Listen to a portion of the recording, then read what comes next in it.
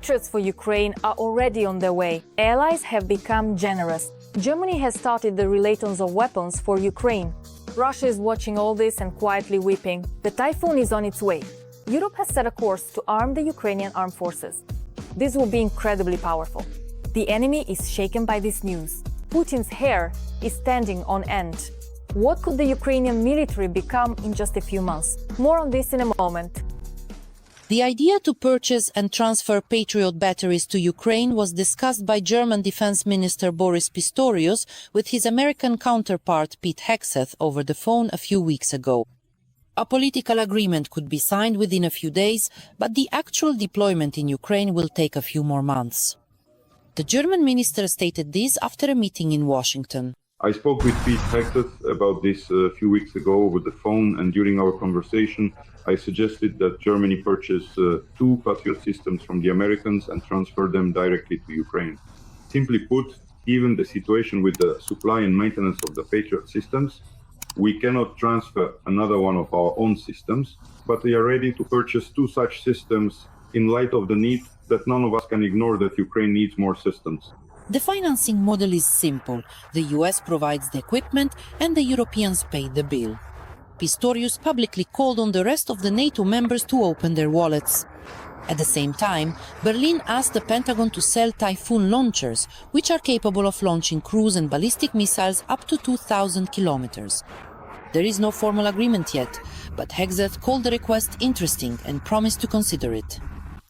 Trump also considered supplying Ukraine with Tomahawk cruise missiles, which are capable of reaching Moscow and St. Petersburg. But for now, they have been excluded from the supply list. Federal Chancellor Friedrich Merz called Trump's decision an important initiative and assured that Germany will play a key financial role. According to the Chancellor, this will help stop Russian bombing terror and strengthen the security of Europe itself. While Pistorius was at the Pentagon in the Oval Office, US President Donald Trump made a sharp turn away from his usual rhetoric. In the presence of NATO Secretary General Mark Rutte, he announced his readiness to sell weapons to Ukraine and issued an ultimatum to the Kremlin. If Russian aggression does not stop within 50 days, the US will impose 100% secondary tariffs against Russia's trading partners. Because talks with the Kremlin dictator mean nothing. And even his wife is now telling the American president about this. I speak to him. I talk to him a lot to make sure it gets done. And I always hang up and say, well, that was a nice call. And then missiles fly toward Kyiv or another city. And I say, strange. And when this happens 3 or 4 times, you start to think that these conversations don't mean anything. My conversations with him are always very pleasant. They seem very nice. And then, that night missiles are launched.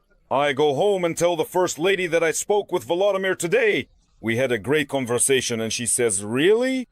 And then another city has just been shelled. Volodymyr Zelenskyy has already thanked the United States and called the decision critically important for saving lives. Last night, the president of Ukraine had a phone conversation with both Donald Trump and NATO Secretary General Mark Rutte. I am grateful to President Trump for his willingness to support the protection of our people's lives. Ukraine may receive the first Patriot batteries in a few months.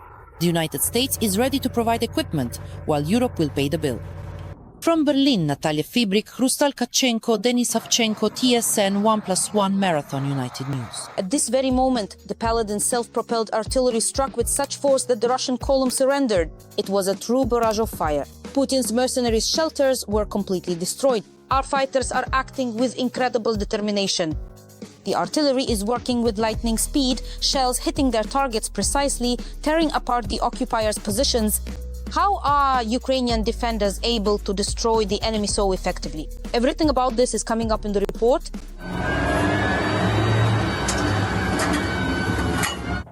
The artillerymen of the 118th Mechanized Brigade are preparing the Paladin self-propelled howitzer for battle. The SPG crew will be working on pre-identified targets. The soldiers are focused, quickly determine the coordinates, load the vehicle, and the shot rings out. At the helm of the howitzer is a serviceman with the call sign Tankik. He served in the ATO zone, then returned to civilian life and worked as a truck driver. In 2022, he joined the armed forces again. Over the years of the full-scale war, he has repeatedly evacuated the self-propelled artillery crew from under fire. We had to flee during shelling. The Grads started firing at us. Their artillery was targeting us. We ran, well, as long as we managed to get away. Shrapnel did hit us, and there were FPV drones targeting us too. With proper maintenance, the American Paladin is easy to operate. Artillerymen say the howitzer is easier to aim. With its 155mm caliber, they strike enemy positions and provide cover for our infantry. And although you can never have too much ammunition at the front, they are always able to give the enemy a proper response. If it is truly needed, if those catsaps actually start coming at us, as they often say, we have certainly got more than enough to completely destroy them. Just recently, they repelled one of those enemy assaults. The second one, I know the second crew was an assault. Yeah, they handled it pretty well. A whole convoy was coming, tanks were moving, and the guys took care of them quite well. How important artillery support is for infantrymen is something the fighter with the call sign Armatura knows from his own experience. He signed a contract with the Ministry of Defense 4 years ago. At first, he carried out combat missions in the trenches and joined the artillery division after being wounded. He was hit by shrapnel during the defense of Mariinka. I was completely wounded by shrapnel in both legs. Had a burn well, a piece of muscle was cut out. My knee was broken, the meniscus was torn, and the ligaments were ruptured. The chief of the artillery crew is a serviceman with the call sign Chaban. His nickname is a reminder of his pre-war life. Not so long ago, he was a shepherd in a village in the Mykolaiv region. When he received his draft notice, he joined the military. That's where he learned the art of artillery. Well, the most important thing in this job is to move out quickly. Yeah, to move out quickly, aim quickly, and fire quickly. Sometimes we might fire twice, and they can return fire 4, 5, even 6 times. The return fire comes immediately. But it's not just enemy artillery that's a problem at the front. There are also drones constantly prowling the sky. We hunt, and we've been hunted too. The Russians' friend becomes the first target. Those are tanks moving, artillery.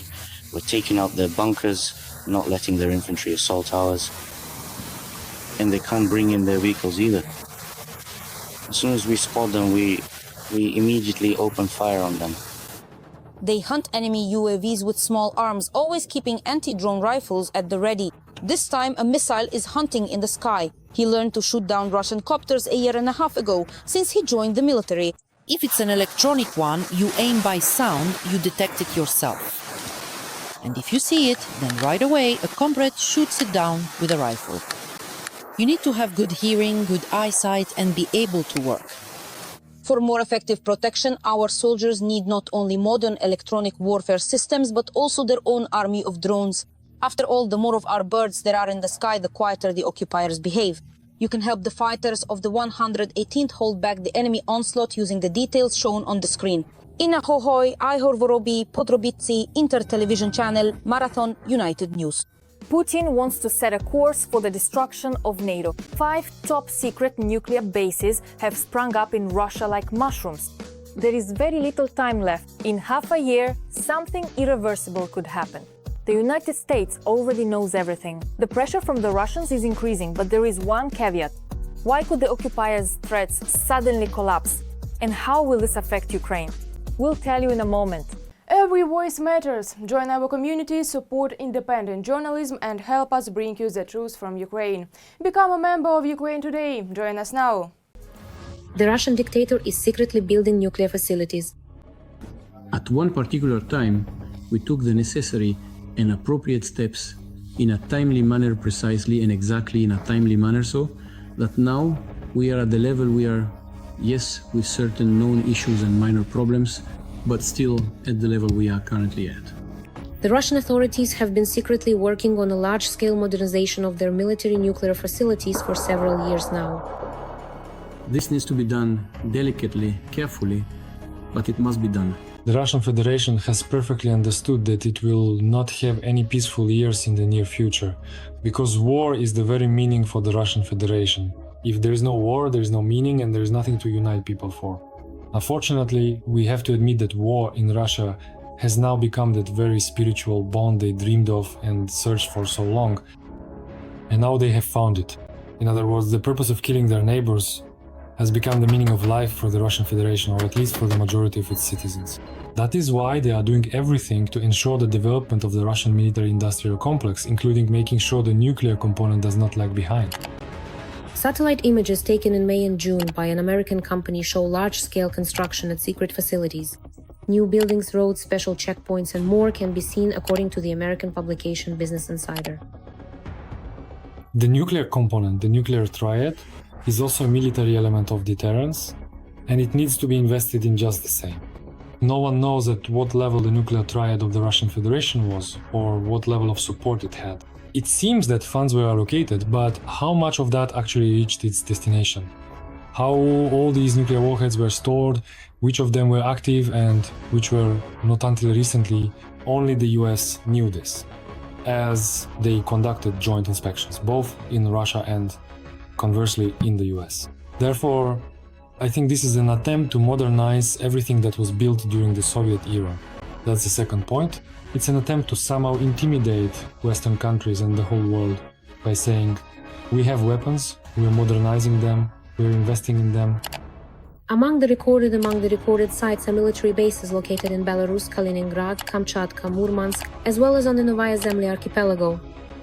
The Russian Federation is seriously considering the scenario of the so-called Suwalki corridor, that is a direct confrontation with NATO countries, primarily Poland and the Baltic states, at the moment of creating a land corridor to the territory of the Republic of Belarus to the Russian enclave of Kaliningrad Oblast.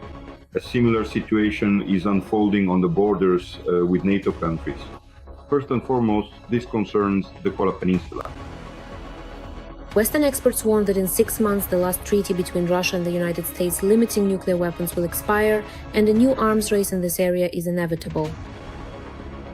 The Russian Federation is not taking into account the experience of the USSR, which could not withstand the military, political, and most importantly, economic confrontation with Western countries. Apparently, the Russian Federation faces the same unfortunate outcome. Russia considered the possibility of withdrawing from this treaty, announcing its suspension. There is no such legal term as suspension of a treaty.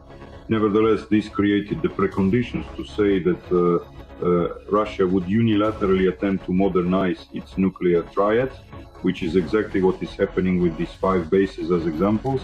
Russia uses nuclear facilities as a tool of pressure, threatening to use its nuclear warheads. What is actually hidden behind Putin's loud statements can only be guessed at. One confirmed fact, however, is the problems with the Russian economy, which are making it increasingly difficult to wage war and produce more weapons. Funding has been sharply reduced, and according to the Russian dictator's own assessment, in the next 3 years, the defense budget will be cut. This is primarily due to problems in the Russian economy and the sanctions pressure from Western countries. Therefore, such large-scale reorganizations of nuclear facilities are most likely just another example of a typical Russian long-term construction project. I should note that there are 11 of them on the territory of the Russian Federation. This already indicates that the budget of the Russian Federation does not allow for the simultaneous modernization of all 11 facilities. Don't forget about the corruption factor. A huge number of people in Russia are profiting from these contracts. Therefore, I do not rule out that this is also part of some business scheme, a business project to funnel an enormous amount of money, and even the FSB would have a hard time checking it because the level of secrecy is extremely high. Everything is classified, everything is radioactive, and in principle it's easy to hide the end result. Well, that's how it seems to me. So all these bases could simply be empty, and for Putin they could become yet another opportunity to blackmail and intimidate the entire world. That's all from me for now. This was me, Darina Hatsakalo. Even more hellish news from the front in our next episode. And in the meantime, don't forget to subscribe and leave a like. See you soon!